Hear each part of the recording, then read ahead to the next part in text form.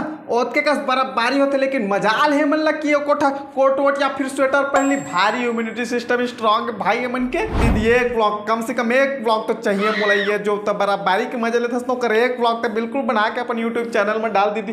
Fan होके नाते मोर अपना रिक्वेस्ट ला स्वीकार कर ले दीदी।